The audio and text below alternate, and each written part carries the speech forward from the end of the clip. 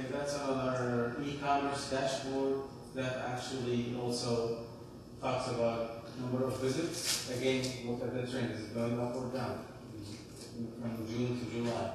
Transactions, those are commercial transactions. Conversion rate, that's very important. So it went up from last month. Product purchased, is it increased or decreased?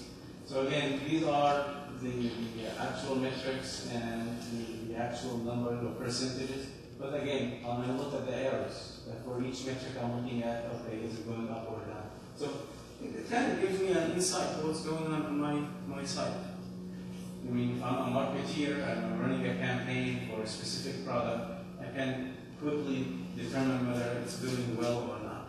What do I need to improve to make it sell more?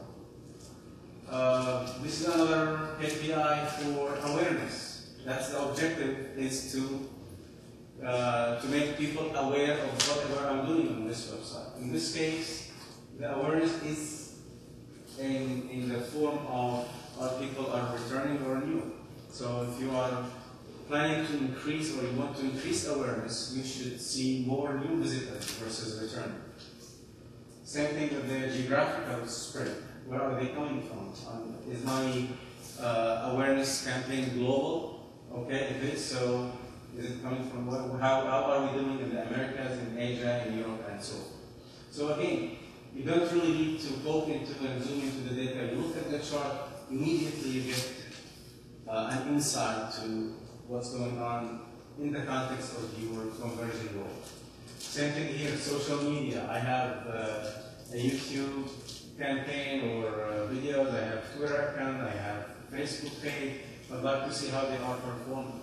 So a quick look at this, I can see the number of visits over a specific period of time. So the trend is, okay, we started high, we did something wrong here, then we fix it, now we're back up.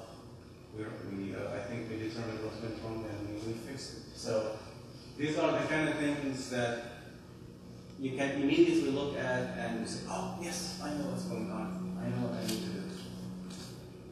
So this is in a nutshell what analytics is in terms of helping you to optimize your online experience and measuring for and improving for the sake of achieving your conversion goals.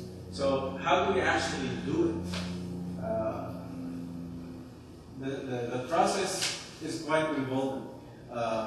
One thing I need to clarify when it comes to Google Analytics in particular, it's a free tool. Anybody actually can install Google Analytics on the website. And the tool itself is extremely powerful. It can do a lot for you. And that's why, because it is very powerful, sometimes you don't know how to use it. So you need some help, whether to configure it right or to focus on specific reports you need to generate and so forth. But more importantly, actually, the tool can do a lot of stuff that they don't come handy out of the box. So you have to do something extra, actually, in terms of coding, writing some code on your website to leverage some of the tool powers. And that's where you need people actually who have the experience to do that work for you. So basically, the way to do it, as I described how it works, it starts from the audit. The audit is to take a look at your website, see what's implemented, look at your KPIs. When we work with you to determine your KPIs, we know now what metrics to use, what is it exactly you want to measure, how we're going to measure it, make sure we have clean data. Once we establish that foundation, I know what I'm measuring, I know I have clean data, I know what my goals and conversions are. The next step is, okay, I need to implement. So implementation is a combination of configuring the tool itself to report on what we would like it to report, and implementing some code on your website. For example, to track a download or downloads of a PDF file, you have to write some code to track that download or watching a video. So that is an example of code we implement at this step after we do the audit. Now, so you know your data is clean, you have your KPIs, you know your conversion goals, you implemented the code, you configured the the tool, and then you need to generate the reports. So now I generate reports, I need to look at my reports to figure out what's going on. Now, in most cases, these are the three main activities we do with clients. Most companies actually take the reports and do their own analysis and make their decisions to improve. So as I said, we measure for the sake of improving our conversion rate or whatever goal we are after. So when you analyze, in most cases, you start playing what-if hypotheses and scenarios. And to verify your hypothesis or scenarios, you need to do some testing. Maybe you need to implement something in a different way, measure it, then see, did it perform better or less or lower? So that's what we call in the action stage, what we test and validate. So you come up with some theories about why this campaign is failing or not performing. So you come up with some ideas, you implement them, you test. And you keep testing until you achieve your optimum financial results. Now, in terms of the actual design of the solution, the core, I cannot stress this more, that you need clean and comprehensive data. Because you may have the right KPIs, the right goals, the right measurements, but the data you are using is not accurate, is not the right data. So you need to make sure that the source is clean and the data is comprehensive, meaning covering everything. As the example I gave about the PDF file, the tool cannot track downloads out of the box. So if you don't implement it, then your data is not comprehensive. You are missing something. And of course, you look at, once you have the data and you look at your segmentation, data integration, for example. I mean, with Google Analytics, you can integrate other data sources, like your customer relationship management, CRM. You can integrate data from CRM, or maybe from a spreadsheet. You generate some data from a quantitative, a survey you did, and you wanted to integrate that data from the survey with the data collected from your website. So do some data integration, and so forth. So once you have all these elements in place, you're sure you have clean data. I'm sure analytics will help you improve the digital experience for your customers and achieve your conversion rates. With that, I'm going to turn it to Chris to talk about the USF Connect project we're doing for them and the pages, the KPIs we are trying to track. Thank you, Paul. Thank you. My name is Chris. I worked with Bilal and Elor to come up with some, we're working on some landing pages, some places that in a lot of our social media and online efforts we want to drive people to these particular pages. And first one was our USF Connect page on the USF Research Foundation's website. Our goal of this landing page was to get people to kind of learn about the services that we have to offer. Our key performance indicators that we wanted to look at was average time on site. We wanted to see were they coming and staying long enough to read the information that was available. Also, we would look at what sources brought the best traffic, like people from LinkedIn when we brought them over. What was their average time on site? Did they find it relevant? Another one was depth of pages. Trying to find out, okay, so when they came to the USF Connect landing page, did they pursue any other pages? Were they going to our events page? Were they going on to our Tampa Technology Incubator page?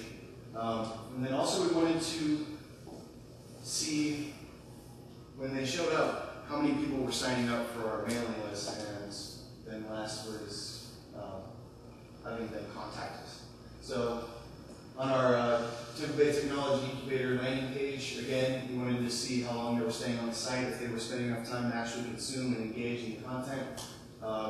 With the depth of pages, would they go on to see what kind of mentors that we offer, what companies we have. We kind of wanted to see how did this page do with our action funnel. Were they coming in and viewing that information and then clicking on our admissions process? That's a PDF file. Also, our eligibility requirements, and then ultimately we wanted to see, okay, did they kind of go through the funnel down to completing the admissions application.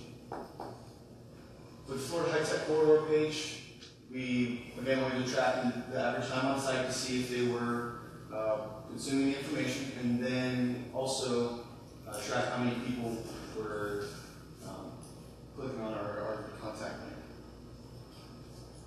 And then we also wanted to look at on our incubator's shared lab facilities page. It has a list of our equipment that we offer. It also has the specifications and our manuals for people that are part of the incubator company.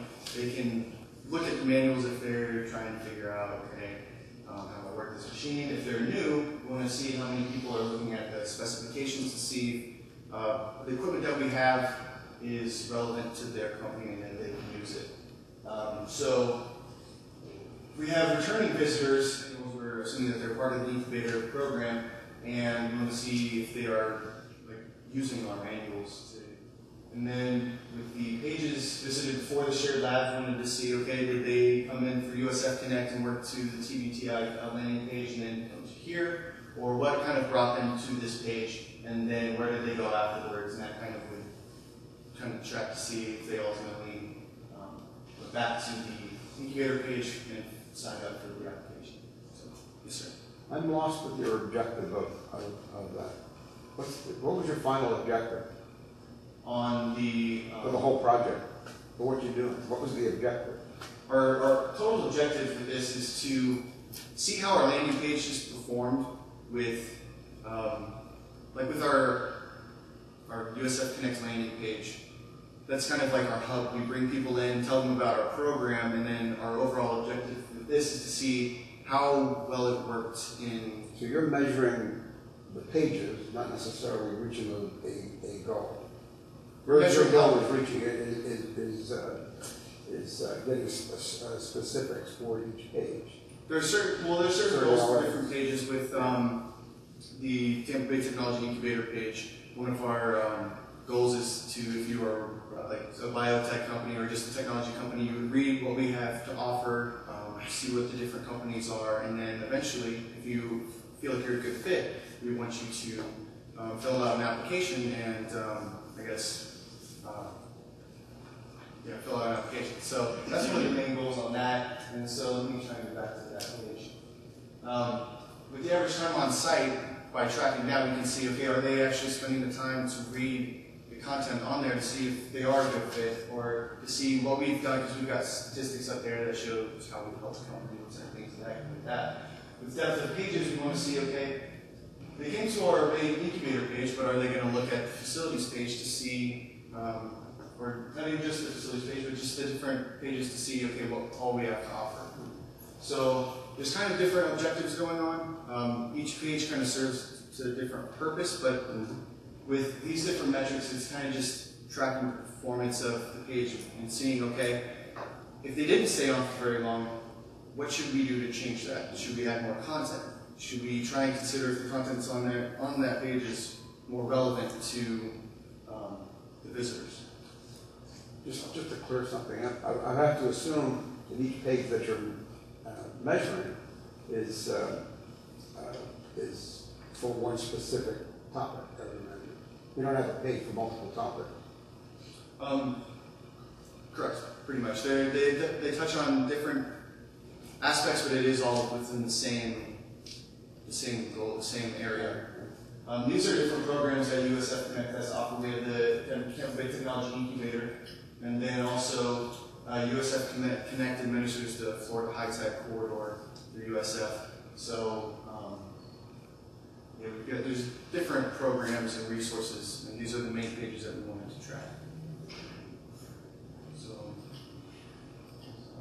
and then all that, give back to Bilal on the technical stuff. Okay, thank you, Chris. So, what have we actually done to implement those KPIs that Chris just mentioned?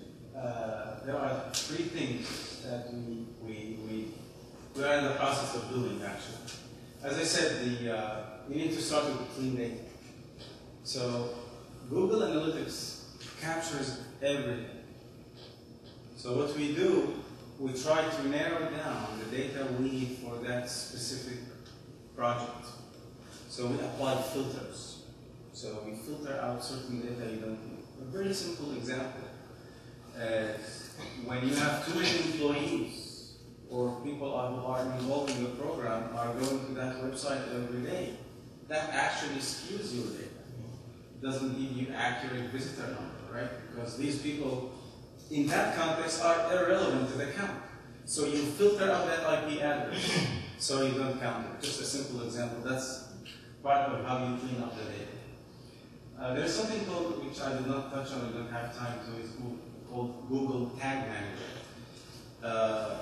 So currently, whatever you need to do in terms of coding, you write code on every page. There's a new product from Google called Google Tag Manager. It's like the content management system for websites. Basically, all the code you need to do, instead of hosting it on your website, you host it on the Google Tag Manager. You only insert a snippet of code on every page once. And after that, anytime you need to change anything in your code, you don't touch your website, so you don't have to beg your IT department manager to let you touch your site. And then I know that's a challenge in big companies. So we also set this up in the proposal we sent to USF to implement the code on the website. And there's a data initialization layer that's also another technical thing that we do to prepare for the Google Tag Manager. Then the tool itself, as I said, is very complex. Also, you need to configure the tool to be able to address the issues you are going after. I mentioned profiles, what we did. We had a main profile that actually captures what we need, and also we had a backup profile. So in case we lost data, whatever happened, we have a backup file or a profile that still has everything on it. Because keep in mind, when Google Analytics start capturing data, you cannot go past that time. So if you start capturing data today, you cannot tell me what happened last month. I did not capture data, right? So it's really important to back up your data in case you applied some new filters, some new metrics, but something went wrong. Say, oh no, I need to go back, actually redo this on the entire data that we collected starting January, for example. Then reports. So for the tool itself, actually you can configure it to generate reports, and you can segment and slice and dice the data. So we had 4 pages. For each page, we created a custom report that captured exactly the data that Chris talked about. So where we are in this project, actually, the code snippets and the profiles are done. The code is done in terms of actually defining it. Now it is back to USF to take that code and implement it. Once we implement it, we start measurements and refinement and see how things go. Okay, that's it. Any questions? Yes. I know you mentioned about cleaning the data, how to manage my own website. How can I clean my data? How do I have a Google Analytics set up? How do I know what I'm looking at? Right? Yeah, good question. Well, actually, you need to start with your objectives and your goals and your KPIs. Once you determine what is exactly you are measuring, then you can go back to your data and figure out, am I missing something? Or am I double counting? Or am I collecting something that is irrelevant to, the starting point is always what you want to do. Because keep in mind, the tool collects everything. You narrow it down by zooming in on your objectives, your goals, your metrics, your KPIs. So, for example, I keep giving this example about the downloads. Your data doesn't give you download information. So from that aspect, it is missing something. So once you decide, I want to measure how many people downloaded this PDF file, you need to go implement that piece of code. You don't want to count your employees' visits, so you filter out that IP address and so forth. What about if I have a blog link and it goes to blog posts? Does it track that activity? I'm not really tracking. That's an excellent question. Actually, it depends. In WordPress, blog is actually integrated. Right. Right. So blog pages are just pages on that side. So yes, you can track those. But if you don't have your blog co-hosted on your website, in this case, you need to link that traffic. And of course you can. Actually, in Google Analytics, you can add a tracking code at the end of your link.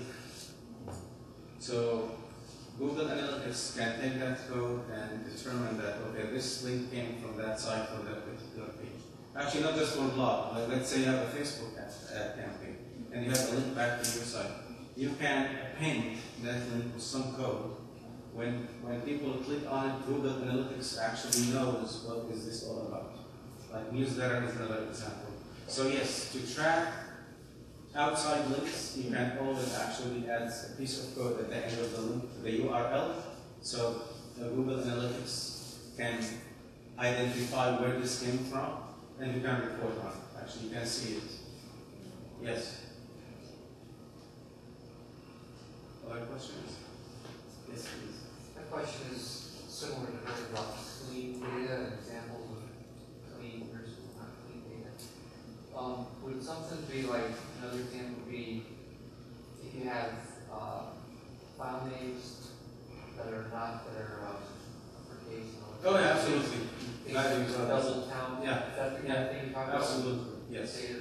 So you normalize your data, for example. Although, some people, type your URL in a combination of uppercase, lowercase. What we do actually, we force it to lowercase, so we make sure that you are capturing data. That's an excellent example. Thank you. Is there any other, because I was kind of confused too, I was thinking about clean data, what does that really mean? So I was trying to think about, is there any other examples? Is there anything that like checklists you need to do to make sure your data is clean?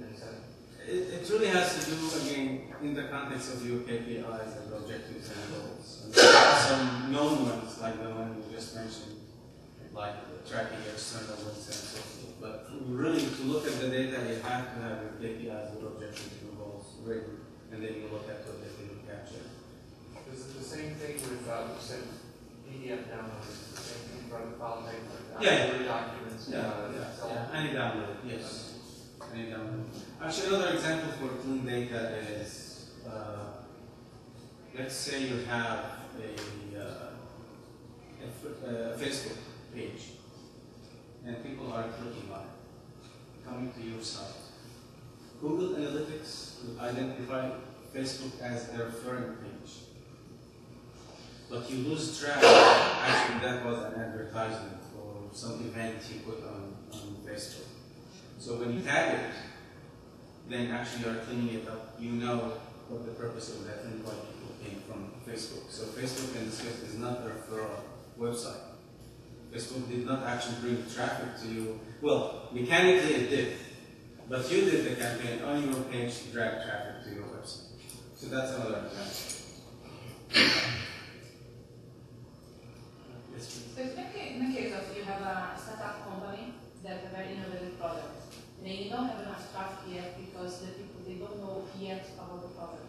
What's the best way to track them to the sites and what you should be using? How are you going to get them to use the searching to get people to come to your site? What's the best tool to use? Well, definitely you need to do SEO, search engine optimization. There are a number of techniques, but I can give you the secret sauce. The secret sauce is content. So the more blogs you write, the more videos you post, the more activities on your Facebook page, the more traffic you can bring. It is really important to write relevant, high-quality content and try to post it in relevant websites, reputable websites, that people normally visit to seek some info, then they stumble on you and come back. That's the inbound marketing I mentioned. But you really need, if you don't have traffic, you don't need the tool, because there's nothing to measure, right? So you need to bring traffic first.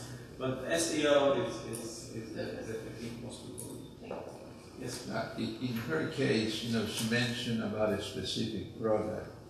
Could she buy email addresses that they are an interested party for that product? Of course, yeah. I mean, you can do a TV ad, you can advertise in magazines, on billboards. I mean, there are different ways how you make yourself known.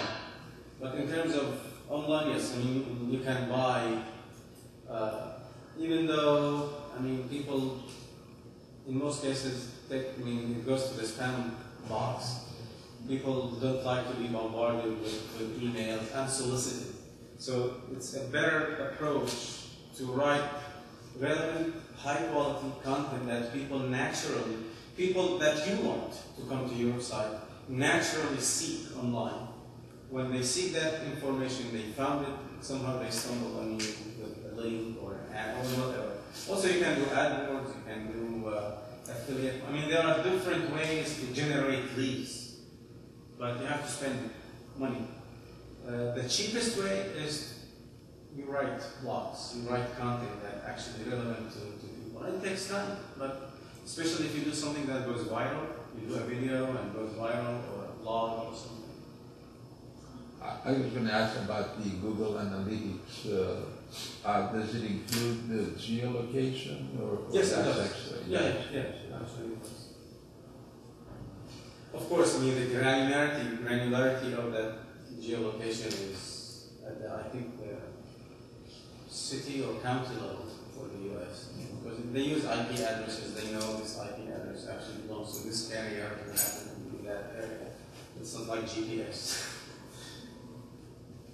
Any other questions? All right, well, thank you very much.